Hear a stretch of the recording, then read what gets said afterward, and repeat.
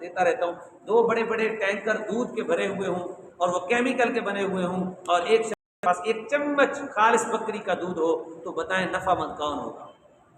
ایک چمچ نفع مند ہے۔ اللہ کے حضور بھی ایسے ہے، اخلاص اللہ کی بارگاہ میں قبول ہوگا، اخلاص، تقوی، صدق اللہ کی بارگاہ میں۔ تو یہ سارے نیکیاں اللہ کے حضور دعا ہے اللہ تعالی ہم سب کو اخلاص، صدق کی نعمت سے اور تقوی سے مالا مال فرمائے۔ اللہ رب العزت نے فرمایا جو مسجدوں میں ایسے کرتے ہیں تو لہم فی الدنیا خزی، دنیا میں ان کی ذلت ہوگی، وَلَهُمْ فِي الْآخِرَةِ عَذَابٌ عَظِيمٌ، لہم ان کے لیے آخرت میں عذاب عظیم، بہت بڑا عذاب ہوگا۔ مسجد میں جو شخص خرابیاں پیدا کرتا ہے، ہمارے مسلمان ایسے نہیں ہوتے الحمدللہ، لیکن مسجدوں کو آباد کرنے کی کوشش کرنا بہت اچھا ہے، بہت اچھا۔ جو مسجد کے ائمہ ہیں ان کو چاہیے کہ اپنے نمازیوں کا خیال رکھیں، ان کو مسائل سیدھا سیدھا گہ بگہ بتاتے رہیں، گہ بگہ اچھی اچھی حدیثیں سنائیں، جہاں جہاں ان کی غلطی ہیں وہاں ان کو تنبیہات کریں، اچھے طریقے سے، اچھے الفاظوں کے ساتھ، ادب کے ساتھ، اکرام کے ساتھ۔ ضروری ہے کہ وہ مکے مار مارتے جناب سامنے والا سفید توڑ دے، ایسا تو نہیں ہے۔ پیار کے ساتھ، محبت کے ساتھ، اخلاق کے ساتھ، حسن الفاظ کے ساتھ، اچھے طریقے کے ساتھ تبلیغ کی جائے تو بہت اچھا۔ آخری یہ آیت 115 نمبر ہے، اس میں ہوا یہ کہ صحابہ کرام ایک جگہ پہ جنگل میں گئے تو کعبہ معلوم نہیں ہو رہا تھا۔ یہ آیت کا ترجمہ پھر کریں گے، صرف میں بتا دیتا ہوں، پتہ ہی نہیں چل رہا تھا کہ کعبہ کس طرف ہے۔ جس کو جہاں دل چاہا، جو دل مطمئن ہوا، جس جگہ پہ دل جمع، کسی کا الگ الگ جمع، تو جدھر نے منہ کیا کر کے نماز پڑھ لی۔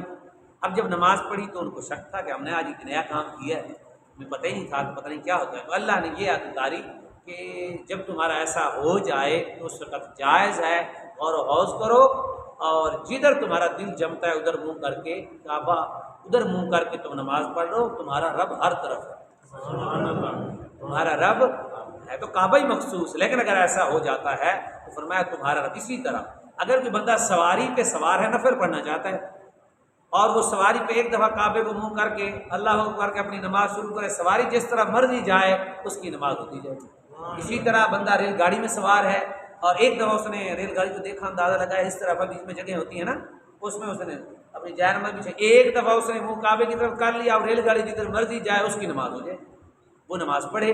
تو یہ آیت ہمارے لیے ایک بھلا ہمیں نصیب ہو گیا۔ صحابہ نے غور و خوض کیا، اللہ تبارک و تعالیٰ نے ہم پر کرم کیا۔ صحابہ نے حضور سے پوچھا، جب اللہ نے فرمایا نا کہ جب صحابہ نے روزے رکھے تو دل میں آیا کہ رب کے لیے ہم بھوکے رہ رہے ہیں، وہ سچے لوگ تھے نا، آخر ہمارا رب ہمیں کیسے ملے گا؟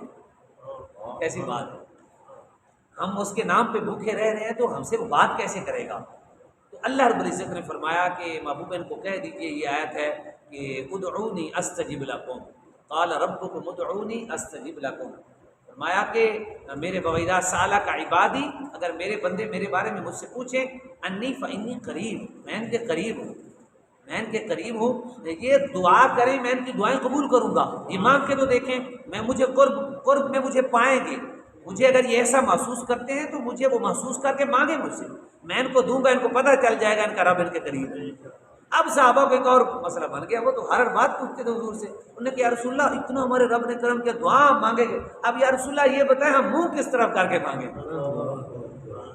یہ پوچھا منہ کس طرف کر کے مانگے؟ تو رسول اکرم صلی اللہ علیہ وسلم نے جب رسول سے پوچھا تو اللہ نے قرآن کی یہ آیت اتاری، اس سے دوسرے پارے میں اللہ رب العزت نے فرمایا کہ جس طرف مرضی منہ ہو، یہ وَلِلَّهِ الْمَشْرِقُ وَالْمَغْرِبُ جو بھی آیت ہے نمبر 15، اللہ نے فرمایا تمہارا مشرق مغرب سارا کچھ، دائیں بائیں اوپر نیچے ہر چیز، ہر طرف تمہارا رب بھی رب ہے، تم بس مجھ سے مانگو، جس طرف مرضی تمہارا رخ ہو، دعائیں مجھ سے مانگو اور مجھے اپنے قریب پاؤ گے۔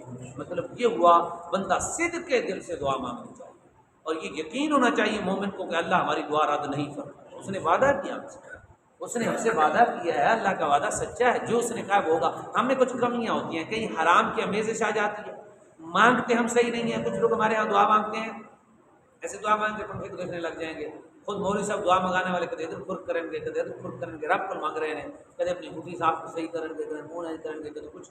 ٹھیک ہے، اگر کوئی ان کو عارضہ ہے، کوئی خارش ہو گئی ہے تو کوئی مسئلہ نہیں ہے، لیکن عادتاً تبن نہیں، آپ کس مالک کی بارگاہ میں حاضر ہو، کس سے مانگ رہے ہو، ذرا سوچو تو صحیح، دیکھو تو صحیح، جج کے سامنے جاؤ تو توہین عدالت ہو جائے، اور تم اتنے مالک خالق کے بارگاہ میں، اس نے تمہیں اجازت دیا جب جی چاہے جس طرح مرضی تمہارا رخ ہو مجھ سے مانگو میں دوں گا۔ تو اس وقت پھر جو ہے اس وقت یہ آیت مبارکہ اتری۔ اللہ تبارک و تعالیٰ نے فرمایا جس طرف تمہارا منہ ہو تم اپنے رب سے مانگو، تمہارا رب تمہیں عطا فرمائے گا۔ اللہ کے حضور دعا ہے اللہ ہمیں دعاؤں کی قبولیت والی ساری گھڑیاں نصیب فرمائے اور ہر دعا ہماری قبول فرمائے۔ پھر یقین وہ دعائیں قبول فرماتا ہے، مانگتے رہیں، جمع ہوتی رہیں گی، ایک دن ملیں گی ضرور انشاءاللہ۔ سبحانک اللہم